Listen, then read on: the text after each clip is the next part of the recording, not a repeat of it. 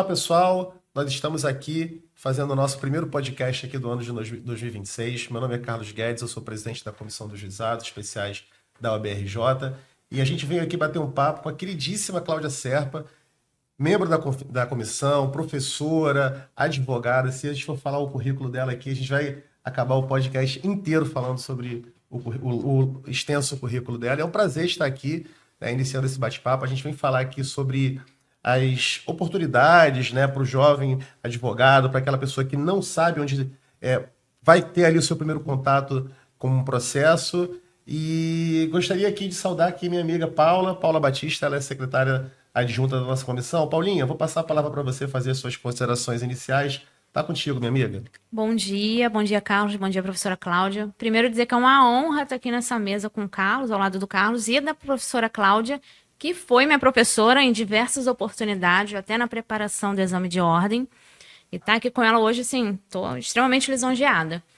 E já queria começar com uma provocação, porque eu já estive nesse lugar de estar formada e perdida, né? E encontrei no juizado uma grande oportunidade, porque a gente sem experiência e por ter um rito menos complexo, a gente consegue atuar com mais segurança. Então, eu gostaria de saber o que a Cláudia tem a falar de dicas para o advogado que está iniciando. Bom, primeiro queria agradecer o convite. É uma honra estar aqui no primeiro podcast de 2026, né? Principalmente cercada de pessoas queridas, especiais. Carlos, obrigada pelo convite. Paula, é tão bom estar aqui com uma ex-aluna, ver você brilhar para mim. Isso faz toda a diferença. Aproveitando aqui a pergunta que a Paula fez, eu comecei a minha vida profissional no juizado. Eu sou advogada, criminalista, mas eu também atuo no juizado. E quando eu comecei, eu brinco que lá no tempo dos maias, incas, astecas, né? Lá no século passado, eu comecei perto da Lei 9.099, olha isso. Eu comecei a advogar no ano de 1999, mas era exatamente isso. A minha família não tem advogado, eu fui a primeira advogada da família e eu quis, de alguma forma, fazer diferente. Então, eu não queria, todo mundo quer fazer concurso, e aí você não passa, parece que a advocacia vira um prêmio de consolação, né? Então, não queria isso. E eu morria de vergonha. Eu era uma pessoa muito tímida. Então, para mim, era muito complicado pensar, vamos dizer assim, em termos de falar em público. Aí você vai falar assim, meu Deus, a mulher é professora. Mas isso cabe outro podcast, né? E aí surgiu a oportunidade, na época, os juizados funcionavam nas regiões administrativas, com núcleos de primeiro atendimento nas regiões administrativas. E aí eu comecei, ali, a fazer parte do núcleo de primeiro atendimento. A minha faculdade foi bastante deficiente. Eu vim da UFRJ e, na época, foi muito complicado. Eu peguei um período muito de greves. Então, eu me formei, peguei minha carteira e eu não sabia o que fazer. E eu aprendi, então, a fazer as minhas petições no juizado, no núcleo de primeiro atendimento. Porque o que eu fazia? Eu não sabia nada. E me respeitem, porque eu sou do tempo que não tinha Google, não tinha ChatGPT, não tinha Manus, não tinha Claude, não tinha inteligência artificial. Era sentar na biblioteca e pesquisar. E aí, eu tinha essa deficiência. E eu precisava, então, pesquisar. Porque o cara chegava para mim, contava o direito dele, e você olha e fala assim, hein? O que a gente vai fazer, né? Por onde começar? E aí eu falava assim, não, vamos combinar uma coisa.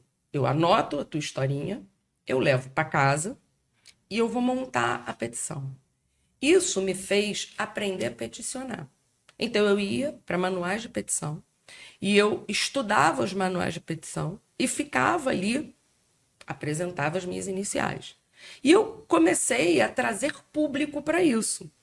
Por quê? E eu comecei a adorar, porque antigamente foi uma época de problemas com a Telemar, né? Que a Telemar prometia linha telefônica, não instalava linha telefônica, e aí... Então, só que a coisa começou a ficar diferente, porque como as pessoas viram que tinha alguém que estava fazendo algo mais caprichadinho, começavam a procurar um núcleo de primeiro atendimento até 20 salários mínimos. E era muito bacana. Então eu fui e peguei causas interessantes até. Aquilo virou o meu cartão de visitas. Por quê? Porque quando tinha uma causa de maior complexidade, eu já não podia fazer ali. Mas eles sabiam, olha, mas tem aquela moça que ela faz, ela é advogada. E aí começaram a me procurar. Só que a minha paixão sempre foi o criminal, né? E eu não tinha nenhuma noção de como poderia começar a estar no criminal. E aí foi quando eu entrei para ser conciliadora dos juizados criminais.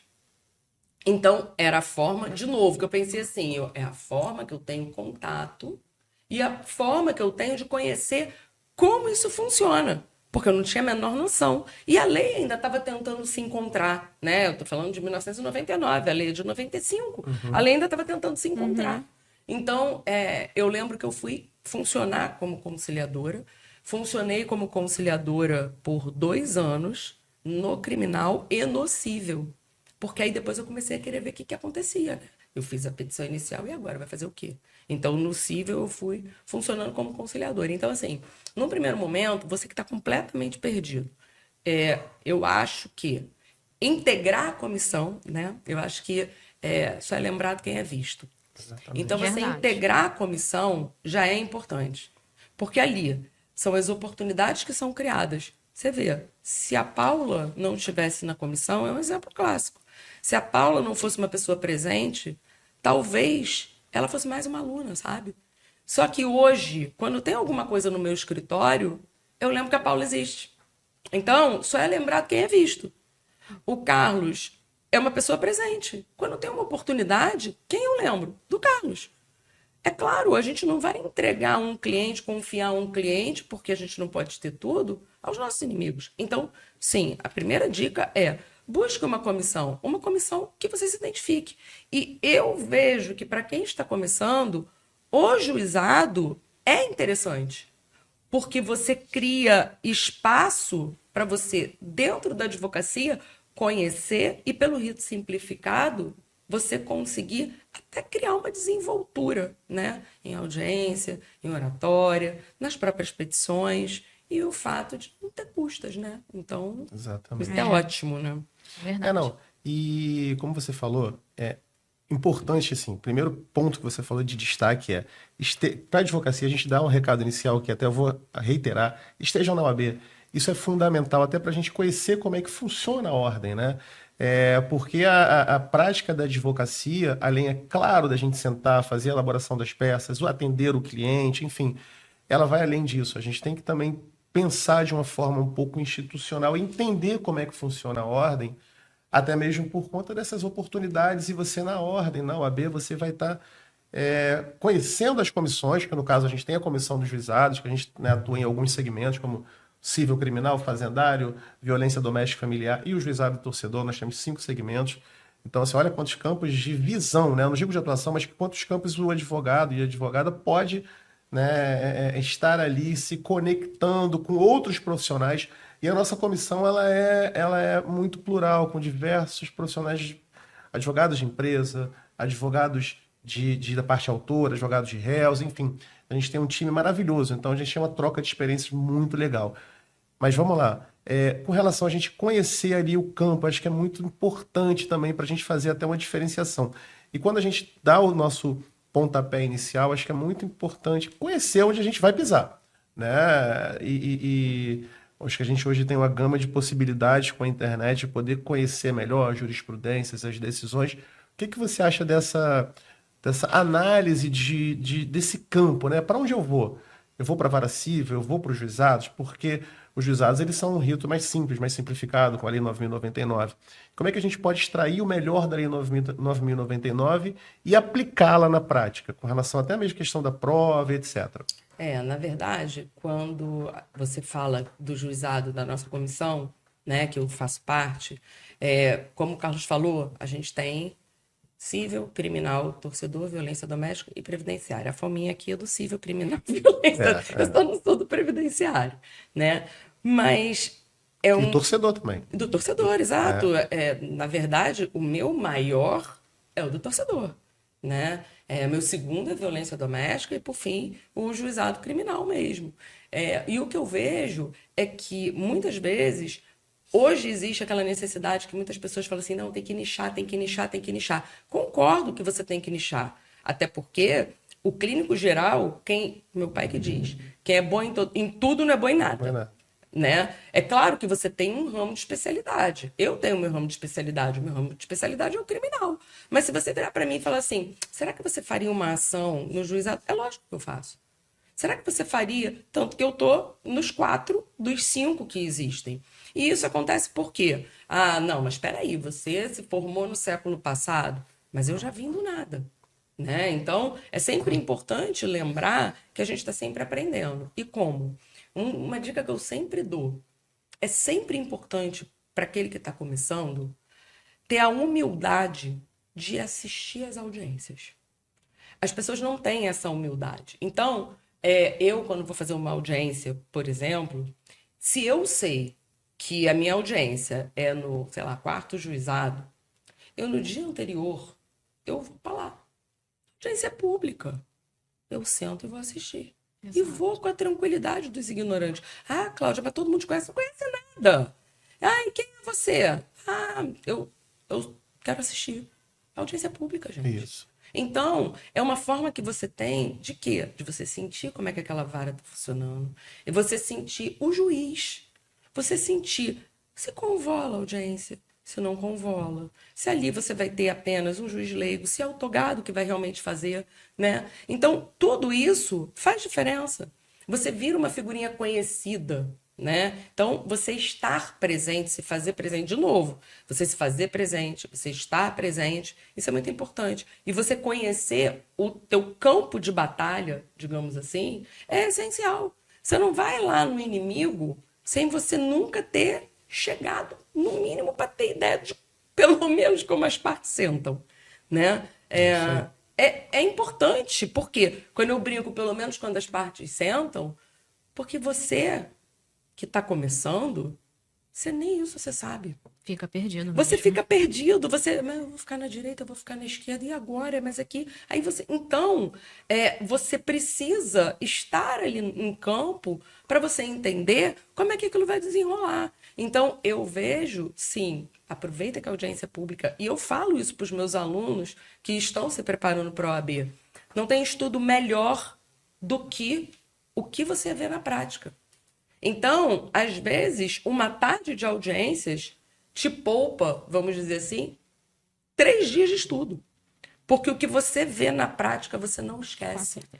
E isso vale muito no juizado. Isso vale muito nas varas cíveis criminais. O que você está vendo ali, a dinâmica de uma audiência, a forma pela qual o juiz está conduzindo aquilo, principalmente em questão processual, que para o jovem advogado e para aquele que, quando a gente fala jovem advogado, não necessariamente é o cara que pegou a carteira agora. Uhum. Mas muitas vezes a gente vê o advogado que é do corporativo que resolveu trocar de área. Ele sai do corporativo e resolve pegar um contencioso. E o cara, ele não está acostumado com aquilo, porque ele está acostumado com contratos, ele está acostumado com uma outra dinâmica. Então, quando ele entra ali, ele pode já ter 15 anos de formado, mas ele nunca chegou num momento em que ele precisou estar ali numa audiência. E claro que dá o frio na barriga, né? É claro que dá. Então, assim, o que eu vejo é bacana você conhecer, é bacana você ir às audiências, você entender se ali vai ser o leigo, se vai ser o juiz togado, como a audiência está sendo conduzida, se você vai convolar quando a gente está falando do juizado civil, se quando você tem um juizado criminal, não havendo na audiência preliminar a composição, se o MP já deixa a proposta de transação penal ou se vai designar uma outra audiência, qual é a dinâmica, como é que a coisa funciona, até porque você tem que ir preparado para isso, né? Então... Cláudia, e quando a gente pensa em juizado, a gente já pensa logo em relações de consumo, né? Que são as mais corriqueiras do dia a dia, porque a gente é consumidor da hora que a gente dorme até a hora que a gente acorda. Mas e o GCRIM? Pouco se fala, e é uma grande oportunidade também para o advogado que está iniciando. Poderia falar um pouco sobre isso? Sim, o GCRIM, eu brinco que é o filho feio, né? É o filho feio porque você tem as infrações de menor potencial ofensivo, e que são todas as contravenções, e os crimes com pena máxima igual ou inferior a 2 anos. Então, muita gente fala assim, é pouco. Não. Vai para uma briga de condomínio para você ver que delícia. É G-crime até dizer chega. Porque você pode ter calúnia, difamação, injúria, dano, crime de... Um dos mais engraçados que eu já peguei até hoje foi um crime de ato obsceno. Tá? Jovens resolveram fazer xixi na cabine da PM. Na cabine da PM. Jesus. E é G-crime. Porque o artigo 233 do Código Penal, ele tem uma pena muito pequena. Então, isso é juizado. E tá certo, tem mais é que ser, porque o judiciário não tem que ficar se preocupando em aplicar penas rigorosas. E para quem está começando, o que é importante saber? Essa fase pré-processual no criminal, que é antes do recebimento da denúncia, ela é uma fase importante. Por quê? Você tem uma dinâmica diferente em que você vai à delegacia, lavra-se um termo circunstanciado e depois daquilo está pronto, você tem um encaminhamento para um juizado, para a realização dessa audiência preliminar, que nada mais nada menos é do que uma audiência de conciliação. O que é uma audiência de conciliação? Uma audiência de conciliação civil. Então você vai resolver o problema primeiro na briga. Então você tenta ali a conciliação e morreu, acabou. E está extinta, e não tem processo criminal. E é algo que a gente chama no direito penal da justiça negociada, que ela é importante acontecer. Exatamente porque a gente tem uma superpopulação carcerária, a gente sabe que a pena ela não é suficiente, ela não é importante, e a pena, muitas vezes, ela acaba não trazendo a resposta adequada. Sabe que muitas vezes eu já fui fazer audiência, em audiência de conciliação mesmo, de crime contra a honra, em que bastou um pedido de desculpas. O cara quer um pedido de desculpas. E só. Imagina, você cria, então, um procedimento criminal todo para isso, para o cara chegar lá no final, não, mas tava bom um pedido de desculpa, né? Ou então um crime de dano, que você quebra algum objeto, você quebra alguma coisa, é competência do juizado. O crime de dano, você vai fazer o que com ele? O cara só quer o bem de volta. Mas o que ele quer? Perturbar. Por quê? Porque muitas vezes, se você só ajuizar uma ação civil, talvez aquilo não seja tão relevante, o outro não vai estar nem aí. Mas chega uma intimação para comparecer à audiência do juizado criminal, repara, é a mesma coisa, é uma audiência de conciliação. Sim. É a mesma coisa, mas aquele poder que o crime traz na cabeça da gente, ele é muito grande. Então, o juizado criminal ele é interessante porque se a vítima te procura, não fica a sensação de impunidade, né? Você vai ter o problema resolvido muito rápido e acaba sendo muitas vezes até mais rápido. Não, né? o que realmente acaba sendo bom, porque aí você efetivamente você tem uma conciliação. Sim. Né? Na verdade, é o que se busca, inclusive o espírito da Lei 9.099 é a conciliação. E quando eu falo Lei 9.099, eu falo tanto da parte civil quanto da parte criminal. E o que a gente precisa hoje, né, nós, operadores do direito, advogados, a gente precisa ter em mente que a conciliação é muito importante. O que a gente vê, né, muitas vezes, né, Paula, a pessoa, muitas vezes, deixando de querer resolver o seu problema para buscar uma indenização. Não é isso. A gente tem que saber que a justiça não é dinheiro, né? Os juizados não são uma fonte de enriquecimento, não é para isso, é para se fazer justiça. É óbvio, havendo dano moral, tem que haver a reposição do seu prejuízo, né? E aí, obviamente, havendo a violação da sua honra, da sua dignidade, tem que haver a indenização pecuniária. Resolver o problema de forma efetiva. Resolver o problema. O que a gente vê na prática, muitas vezes, não é isso, né? Então, acho que a Lei 9.099, ela nasceu com esse espírito e a gente vê que, tanto no civil como no criminal, como você falou, que a gente tem pode ter essa efetiva solução, é uma coisa que é muito boa. E com relação ao civil, falando assim de uma forma muito rápida, quais são as principais oportunidades de atuação que você enxerga? Porque a gente tem... O civil, vamos resumir, né, para ser bem breve, é o consumidor. Tá? Quais são os principais, vamos dizer, nichos de atuação que o advogado pode ter ali para poder advogar e que cabe no juizado? O que você tem a dizer? Eu vejo muito essa questão dos grandes eventos, né? Eu acabo advogando, só que eu sou advogada da empresa, né? Quando a gente trabalha com grandes eventos. E a gente trabalha com produtora, com tiqueteira. E muitas vezes a gente vê, sim, o consumidor querendo resolver, mas muitas vezes a gente vê o consumidor que está ali querendo arrumar um problema e brigar. Então, assim, mais do que a oportunidade, eu acho que talvez a gente tenha que, como advogado, se conscientizar que a gente tem que agir com boa fé. Sempre. Principalmente quando o cliente procura por nós, a gente tem que abrir a verdade para ele. Então, às vezes acontece, e aí a gente, quando está do outro lado do problema, a gente começa a ver que nem sempre o consumidor tem razão. E muitas vezes falta um pouquinho da necessidade de você conseguir, não é que você não tenha o direito, mas você conseguir alinhar para aquele consumidor, mostrando para ele ganhar realmente aquilo que ele tem direito. Então, vou dar um exemplo. Você tem um cancelamento de um evento em que você não tem a devolução do ingresso. A empresa errou? Errou. Se a empresa devolver o ingresso, na boa, cancelou o evento. Que dano moral você tem? Cancelou. E pode acontecer. Então, morreu alguém, né? Morreu o cantor que ia se apresentar. Já apareceu a demanda do cara querer o dinheiro de volta. Ok, a empresa não se recusou, mas ele quis dano moral porque ele queria o show com a fulana. Sim. Não, morreu. Eu acho assim, a gente tem que sempre... A boa-fé é um caminho... É necessário, bilateral, né? Claro, tanto para a parte autora como para a parte ré. E a gente sempre tem que se atentar, e você falou uma questão que a gente... Aí eu vou só levantar rapidamente aqui os princípios dos juizados, que é o da razoabilidade e da proporcionalidade. Aquilo é razoável, aquilo é proporcional, porque muitas vezes a gente encontra nos princípios a solução dos nossos problemas, né? Então, é claro, é sempre analisar sobre a luz da lei, sobre a luz, enfim, da jurisprudência e também a luz dos princípios. Eu acho que é muito interessante a gente também ter essa visão, que é exatamente o que você vem falando, né? Sim, porque o consumidor ele merece a proteção, muito. E aí eu me incluo também, eu me incluo como uma pessoa vulnerável em termos de consumo, apesar de você falar assim, não, é advogada, mas não importa, somos consumidores, somos vulneráveis, porque a vulnerabilidade ela vem de várias esferas, né?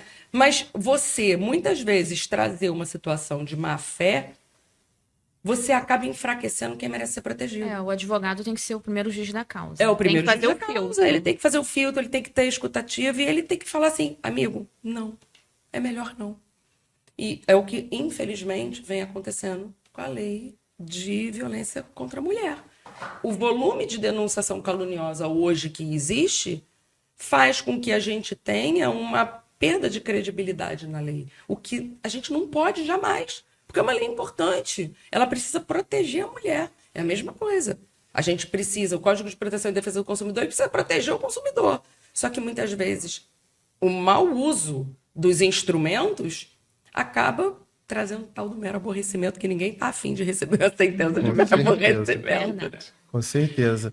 E, ó, Cláudia, a gente aqui teve um momento maravilhoso, a gente bateu um papo contigo. Infelizmente, a gente já chega aqui, já caminhando aqui pro encerramento. Mas a gente tem que refletir sempre. Acho que o podcast é um ambiente muito bom e um ambiente muito bom para a gente conversar de uma forma franca, né? A gente não está aqui fazendo uma palestra, né? Não está aqui apresentando nada muito... Não é um debate técnico, que é um debate franco, que a gente conversa de uma mais descontraído. E quando você fala na questão da boa-fé, eu acho que, como eu digo e volto a dizer, a boa-fé sempre bilateral. A gente tem que ter uma prestação de serviço eficiente e, é claro, havendo, né, a ineficiência na entrega daquele produto, daquele serviço, enfim, o consumidor passa a ter o direito de ter uma reparação.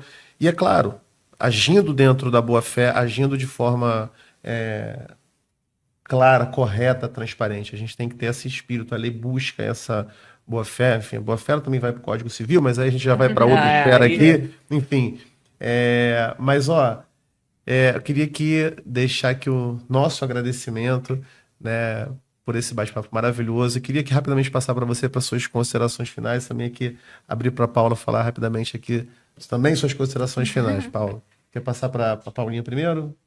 Bom, Mais uma vez eu fico muito honrada e lisonjeada e grata de estar nessa mesa aqui, com essas duas feras, com minha professora, e dizer que é isso, né?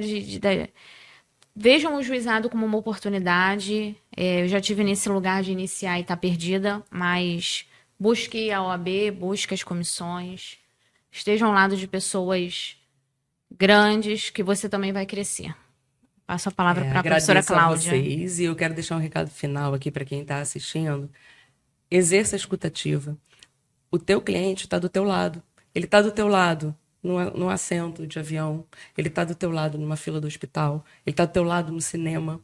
Ele está ali e você, se você se ligar nas pequenas coisas que estão ao redor, aquela propaganda, vamos dizer assim, ela é feita no boca a boca.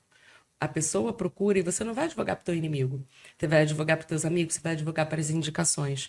Então, o que eu digo, se o teu parente sabe que você é advogado, mas ele pede uma indicação de um advogado, porque você está fazendo tudo errado.